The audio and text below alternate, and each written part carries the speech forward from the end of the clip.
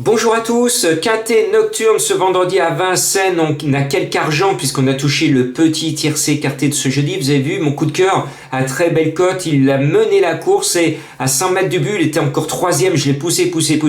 Bon, il finit en tête des battues, mais Caline de Flore a fait une course formidable.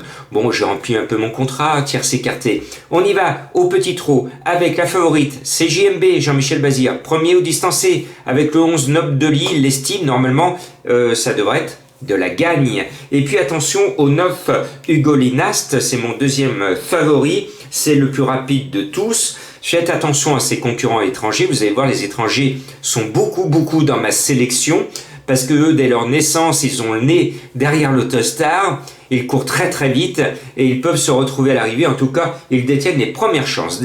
Après on va chercher nos coqs, on a deux petits coqs qui devraient briller, le 2 Dexter Desbeaux. Il a été déclassé, il a été mis dans du coton, il n'a pas couru, il vient de faire une rentrée.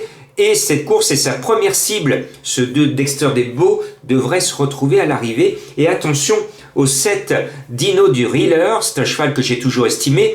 Depuis qu'il est petit, on me casse les oreilles en me disant c'est un phénomène, c'est un petit crack. Et puis il est passé à côté d'une grande carrière classique.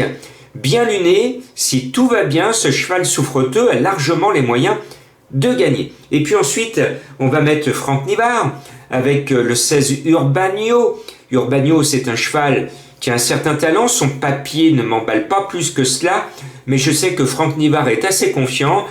Visiblement, la course a été préparée et il ne devrait pas la rater. Et puis voilà, mon coup de cœur, encore à très belle cote, c'est le numéro 15, Upoopa.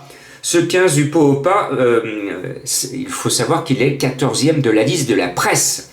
Pas déféré, mais attention, c'est un cheval qui n'a pas l'habitude de toute façon d'être déféré.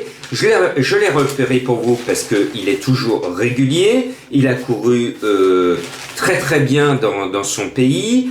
Vous allez me dire, il fait une rentrée, mais le cheval est prêt. Et il a brillé notamment à Solvana, c'est un petit bolide, il trotte en 1-10 et surtout son entraîneur Viking qui vient voir si le cheval a la pointure du meeting de Vincennes, il a téléphoné à Mathieu Abrivard, l'une de nos meilleures mains, il dit Mathieu, est-ce que tu peux le mener parce que j'aimerais savoir où il en est, si je peux insister pendant le meeting. Et Mathieu Abrivard a dit oui.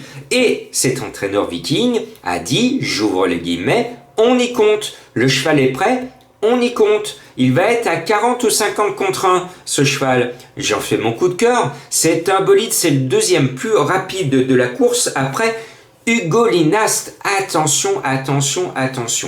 Après, je rajoute le 13 Volota Love. C'est un cheval qui a démontré beaucoup de qualité et surtout sa forme récente. 1, 2, 3, nous irons au bois, voilà sa musique récente, entourage confiant, même si ça part derrière, je pense que c'est une bonne chance. Et puis après je mets un autre cheval, une autre trouvaille, le 10 Mr. Nicky, c'est un cheval qui, là encore, n'est pas déchiré, mais c'est un groupe que j'ai repéré. Attention à Mr. Nicky, parce que, tenez-vous bien, regardez ses performances à ce numéro 10. La dernière fois, Solvana en Suède, un hippodrome extrêmement sélectif comme Vincennes, il est 3e, donc la forme est là, c'était le 13 octobre, précédemment, et donc c'était Goup, écoutez bien, précédemment, Plouf, il n'est pas là, mais Goup n'était pas au sulky. La fois d'avant, on recule, Goup est au sulky, paf, il gagne. La fois d'avant, on recule encore, Goup n'est pas sur le sulky, Plouf, il n'est pas là. La fois d'avant, Goup est sur le sulky, et il gagne. Et là, Goup est sur le sulky. Donc je me dis, il a fait venir le cheval en France pour le meeting d'hiver, il veut le tester sur la piste, il est calé derrière là, c'est le 2 qui ont des bonnes chances, il va sucer leur roue, et puis sur la fin, comme c'est un cheval rapide, il peut venir ramasser les meurs. Voilà, je n'ai pas pu mettre le 14 Uccio dal Vivoio alors que je le vois très bien, c'est un Italien, il devrait rester sur 2 succès, il est annoncé à 35 contre 1, mais l'entraîneur est confiant, même s'il vise un autre engagement, le cheval est au top, il aurait dû faire 1-1, et s'il avait fait 1-1, il serait à 10 contre 1, là il a fait 1 distancé. Attention, c'est une course difficile, je vais vous mettre du 1/5 en indice de confiance. Couvrez-vous.